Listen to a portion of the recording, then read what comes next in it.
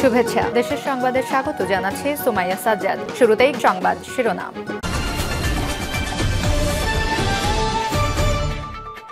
জনগণের আকাঙ্ক্ষা পূরণে আপত্তিকতার প্রশ্ন আলালের।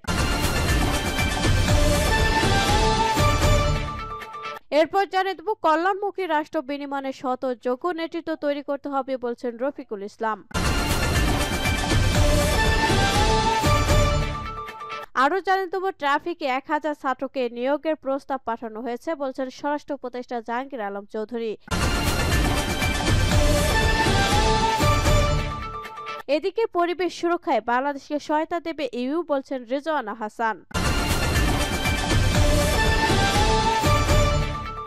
এবং সর্বশেষ জানিয়ে দেব, খালেদা জিয়ার বাসভবনে প্রবেশ করেছিলেন মির্জা ফখরুল ইসলাম আলমগীর। শিরোনাম শুনলেন, এখন বিস্তারিত। তবে তার আগে ভিডিওটিতে একটি লাইক, কমেন্ট, শেয়ার করে সবাইকে দেখার সুযোগ করে দিতে বিশেষ অনুরোধ রইল।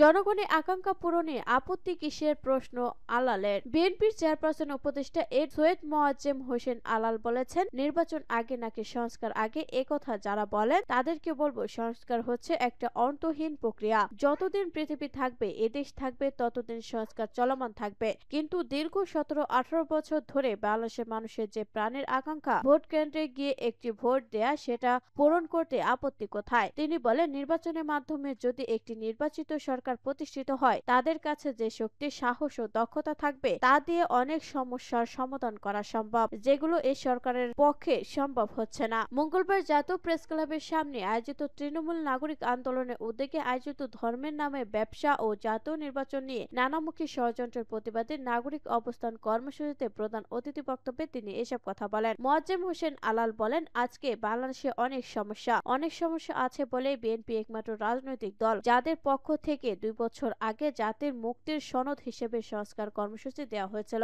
আজকে এই সরকারও অন্তর্বর্তী সরকারের সংস্কারের কথা বলছে। জুলাই আগস্ট বিপ্লবের ছোট বন্ধুরা, শিক্ষার্থীরা সংস্কারের কথা বলছে। আমরা সেই সংস্কারের জন্য একত্রে এক মিছিলে, এক কাতারে সামিল হতে চাই, যেখানে ইসলামপন্থী দলগুলো থাকবে, আবার অন্য ধর্মের মানুষেরাও থাকবে। বাংলাদেশের স্বাধীনতা, সার্বভৌমত্ব অক্ষুণ্ণ রাখতে যারা দৃঢ় প্রতিজ্ঞ, তারাই সেখানে থাকবে। এখানে বিভাজন করার কোনো সুযোগ নেই। বৈষম্য বিরোধী ছাত্র আন্দোলন শিক্ষার্থীদেরকে উদ্দেশ্য করে যুবদলের সাবেক সভাপতি বলেন, আমরা আপনাদেরকে সম্মান করি, আমরা আপনাদের অবদানকে স্বীকার করি। একই সঙ্গে বলি, যারা অভিজ্ঞ, যারা দেশ পরিচালনা করেছে, তাদের কাছ থেকে পরামর্শ সহায়তা নেন। ধর্মের নামে সংখ্যালঘুদের নামে 50টি সংগঠন আগে থেকে বাংলাদেশে ছিল, নতুন করে আরো 13টি প্ল্যাটফর্ম দাঁড়িয়েছে। ধর্ম নিয়ে হানাহানি, ধর্ম নিয়ে বাড়াবাড়ি কেন? বেশি প্রয়োজন হচ্ছে যার যার ধর্ম সুন্দরভাবে এবং স্বাধীনভাবে পালন করা। দেশের মূল উদ্দেশ্য হওয়া উচিত একটি গণতান্ত্রিক সরকারের দিকে মনোযোগ দেয়া। আশা করি সেই প্রয়োজনের কেন্দ্রবিন্দুতে বিএনপি আপনাদের সঙ্গে সবসময় থাকবে।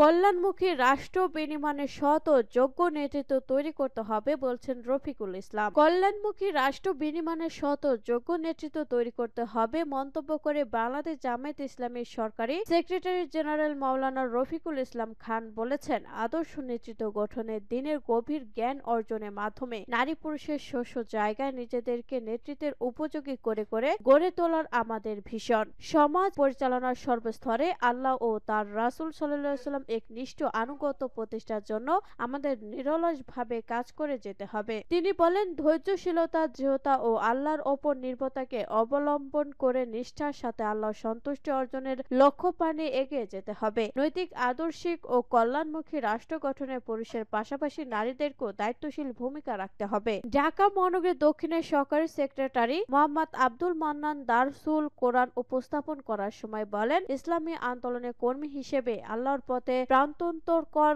প্রচেষ্টা চালাতে হবে, যেন আমরা আল্লাহ অভিমুখী হয়ে চূড়ান্ত সফলতা অর্জন করতে পারি। এর আগে বিশেষ অতিথি বক্তব্যে নুরুল ইসলাম বুলবুল বলেন, সকল শ্রেণী পেশার বোনদের কাছে ইসলামের সুমহান দাওয়াত পৌঁছানোর লক্ষ্যে কোরআন প্রশিক্ষণের ধারাবাহিকতা রক্ষা করা আমাদের ঈমানী দায়িত্ব।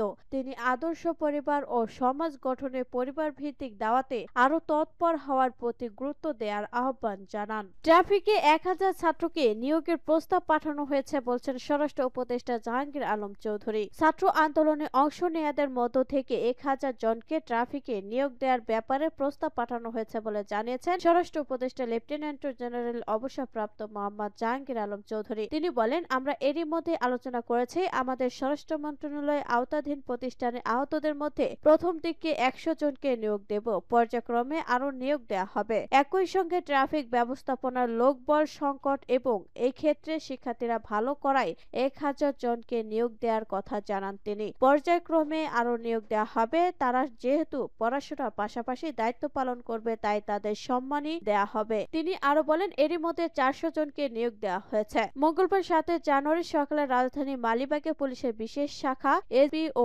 অপরাধ তদন্ত বিভাগের সিআইডি প্রধান কার্যালয় পরিদর্শন শেষে স্বরাষ্ট্র উপদেষ্টা সাংবাদিকদের এসব তথ্য জানান। পরিবেশ সুরক্ষায় বাংলাদেশকে সহায়তা দেবে ইউ, বলছেন রেজওয়ানা হাসান। পরিবেশ, বন ও জলবায়ু পরিবর্তন এবং পানি সম্পদ মন্ত্রণালয়ের উপদেষ্টা সৈয়দা রেজওয়ানা হাসান জানিয়েছেন, পরিবেশ সুরক্ষায় বাংলাদেশকে সহায়তা দেবে ইউরোপীয় ইউনিয়ন ইউ ও ইউরোপীয় বিনিয়োগ ব্যাংক ইআইবি। এই সহায়তার মধ্যে কারিগরি প্রশিক্ষণ, নবায়নযোগ্য জ্বালানি প্রকল্প, বৈদ্যুতিক গণপরিবহন চালু, দক্ষতা বৃদ্ধি সহ বায়ু ও পানি দূষণ প্রতিরোধের কার্যক্রম থাকবে। মঙ্গলবার সচিবালয়ে তার অফিস কক্ষে ইআইবি প্রতিনিধি দলের সঙ্গে বৈঠকে একথা বলেন উপদেষ্টা। প্রতিনিধি দলের নেতৃত্ব দেন ইআইবির ভাইস প্রেসিডেন্ট নিকোলা রেয়ার। বৈঠকে রেজওয়ানা হাসান বলেন, বায়ু দূষণ নিয়ন্ত্রণ, নদী পরিষ্কার, নবায়নযোগ্য জ্বালানি ব্যবহার, উন্নত পয়ঃ নিষ্কাশন ব্যবস্থা, হাতি অভয়ারণ্য প্রতিষ্ঠা এবং জীব বৈচিত্র্য সংরক্ষণে আন্তর্জাতিক সহায়তা প্রয়োজন। তিনি পরিবেশ ও জীবন বৈচিত্র্যের রক্ষায় তরুণদের সম্পৃক্ত করার বিষয়ে সরকারের প্রতিশ্রুতি পূর্ণ ব্যক্ত করেন। এ সময় নিকোলা বিয়ার বাংলাদেশের উদ্যোগের প্রশংসা করে বলেন, ইউ ও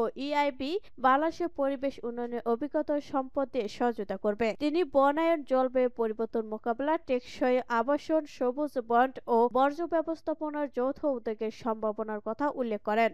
খালেদা জিয়ার বাসভবনে প্রবেশ করলেন মির্জা ফখরুল ইসলাম আলমগীর। বিএনপির চেয়ারপারসন খালেদা জিয়ার যুক্তরাজ্য সফর ঘিরে গুলশানে বাসভবন ফিরোজায় গেছেন দলটির মহাসচিব মির্জা ফখরুল ইসলাম আলমগীর। মঙ্গলবার 7 জানুয়ারি সন্ধ্যা 6:30টার দিকে ফিরোজায় প্রবেশ করেন তিনি। উন্নত চিকিৎসার জন্য যুক্তরাজ্যের উদ্দেশ্যে মঙ্গলবার 7 জানুয়ারি রাতে ঢাকা ত্যাগ করবেন খালেদা জিয়া। রাত 10টায় কাতারে আমিরে পাঠানো বিশেষ রয়্যাল এয়ার অ্যাম্বুলেন্সে হযরত শাহজালাল আন্তর্জাতিক বিমানবন্দর থেকে লন্ডনের পথে যাত্রা করেছেন তিনি।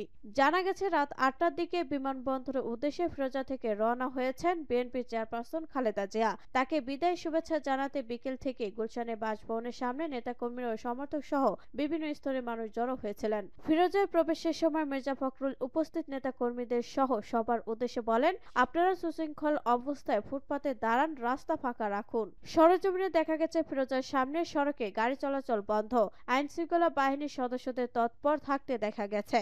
একই সঙ্গে গণমাধ্যম কর্মীদের উপস্থিতি অন্য যে কোনো দিনের চেয়ে বেশি। জানা গেছে, বিএনপি চেয়ারপারসন গাড়িভর গুলশানের বাসা ফিরোজা থেকে রওনা হয়েছে গুলশান 2 গোলচত্বর ও কাকলী গোলচত্বর হয়ে শাহজালাল বিমানবন্দরের দিকে এগিয়েছে। খালেদা জিয়াকে লন্ডনে পৌঁছে দিতে কাতারের আমিরের বিশেষ উড়োজাহাজ রয়্যাল এয়ার অ্যাম্বুলেন্স গতকাল সোমবার সন্ধ্যা 7:40 ঢাকায় পৌঁছেছিল। এর আগে খালেদা জিয়ার ব্যক্তিগত চিকিৎসক ও দলটির স্থায়ী কমিটির সদস্য ডক্টর এজেটেম জাহিদ হোসেন বিকাল 3টার দিকে ফিরোজায় প্রবেশ করেছিলেন। চোখ ও পায়ের ফলো আপ চিকিৎসার জন্য সবশেষ 2017 সালের 16 জুলাই লন্ডনে গিয়েছিলেন খালেদা জিয়া। এরপর দেশে ফিরে একাধিক দুর্নীতি মামলায় 2018 সালের শুরু থেকেই কারাবাসে যান তিনি।